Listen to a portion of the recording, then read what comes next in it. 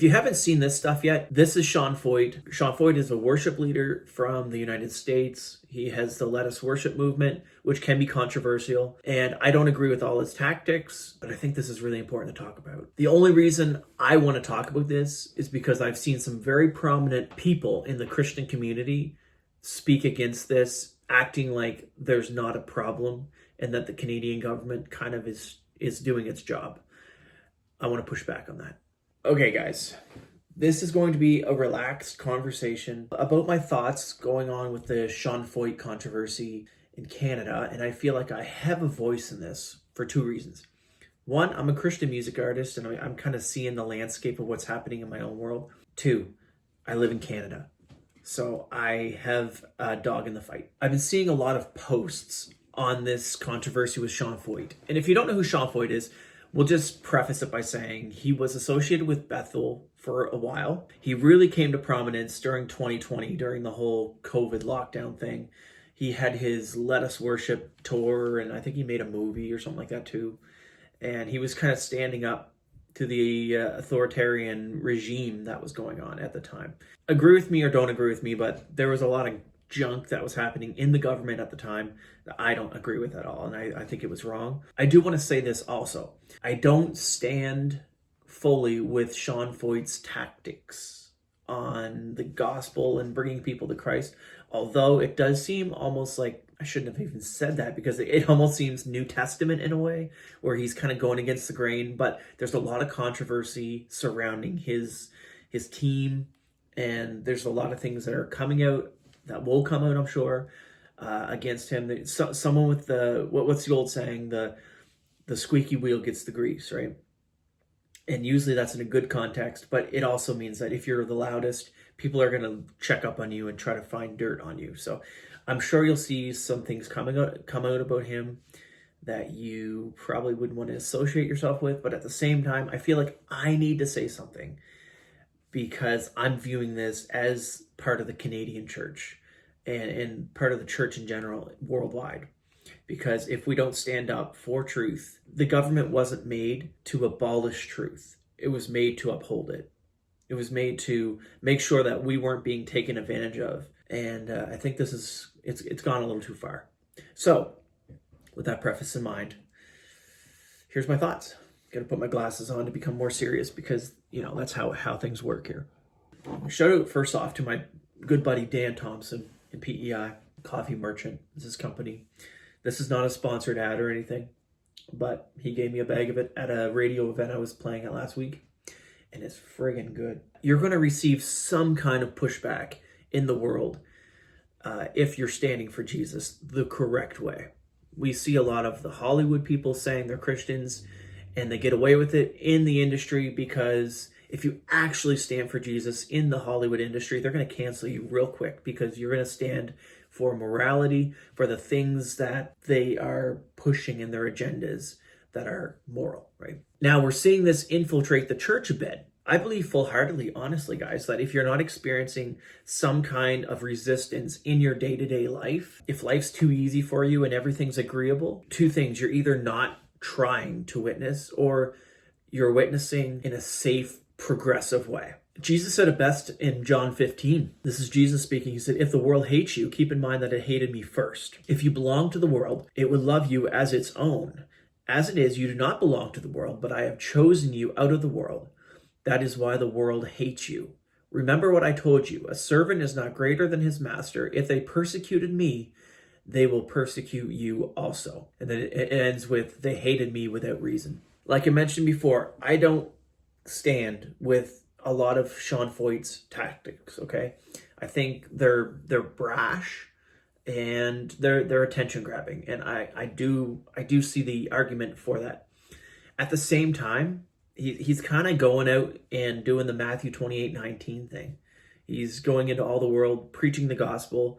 He's taking the controversy. He's having smoke bombs thrown at him. I'll show you this video right here.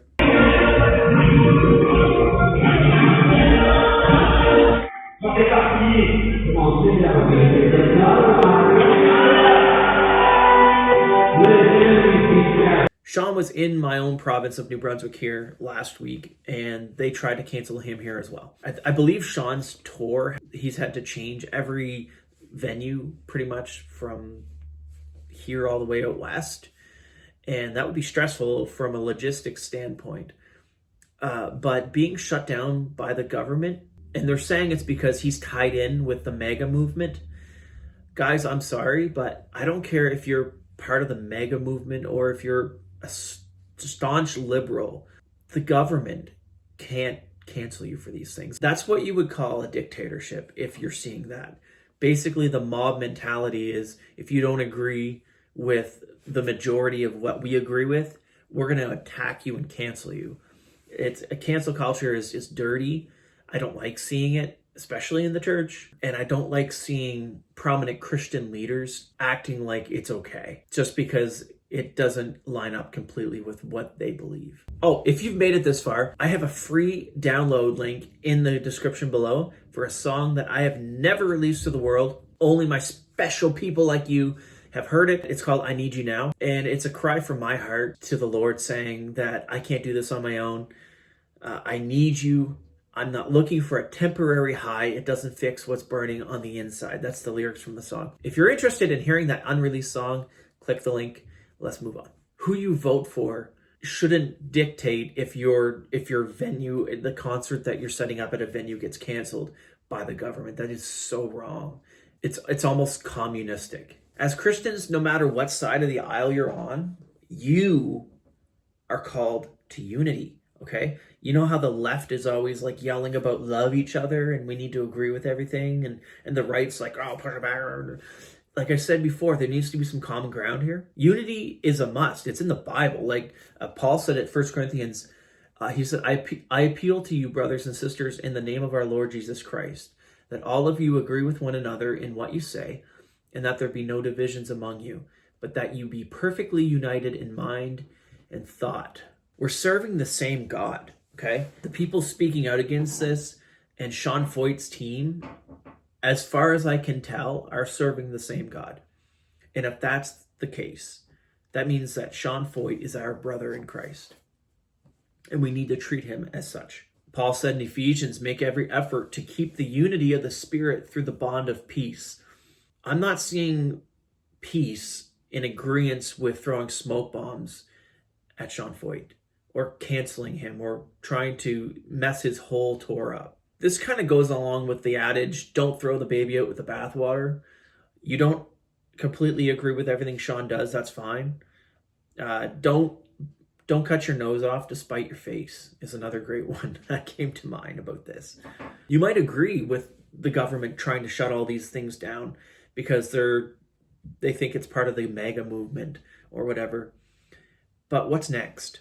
That's where my heart is in this. What's next? If we allow this to go on, if we do not try to at least hold the government accountable for trying to silence our worship or the worship of the church simply because they don't like who the guy voted for or supports, shame on you. Literally, the next thing is communism. And I want to continue to reiterate, I don't know all of Sean's story. I've been following him for a while. I don't agree with a lot of his things. I'm on here basically just defending the fact that the churches and the venues that are trying to hold these gatherings have the right to do this. In Canada here, one of the fundamental charter of rights is the freedom to worship. If this was at a mosque or this was worship to any other god, do you think there'd be this much pushback? No, I know there would not be. And as a Canadian Christian artist myself who travels and does concerts, it does make me a little nervous. It makes me wonder if maybe someday I'll even be arrested for what I'm doing here in my own country. And if you don't think that's possible, guys, go through history. You can lose your rights just like that. These Christian leaders speaking out against him and agreeing with the government on this subject, I think it's shameful simply because you don't know where this is going to lead. And maybe you're right about him, okay? That's besides the point. This video isn't defending Sean. This is defending the right of worship in my country. I'm seeing blinders on Christians' eyes. They just want to see the tunnel vision of the popular. And Do you know what this comes back to? If you're agreeing with everything that's popular and you're just going along, and if you post something on Facebook or you're a public figure and 98% of the comments are agreeing with you, there's two things happening. Either the algorithm is only showing it to the people that agree with you, or you're in the popular majority. And with this subject, I've been going through these comments and it's the popular majority. Now, I am the type of guy to kind of buck the system a bit, okay? And maybe that's why this really got on my nerves. I just don't think it's smart to agree and go along with the government denying permits for worship events. It's not smart, and it could lead to disaster down the road. Just look at countries like China. There's an underground church there, and the Lord's doing incredible things. But you can't openly worship God there. You'll go to jail. What's another country? Pakistan? Dang, they'd cut your head off if you tried to do what he was doing. But where did it start? Christians are highly persecuted worldwide.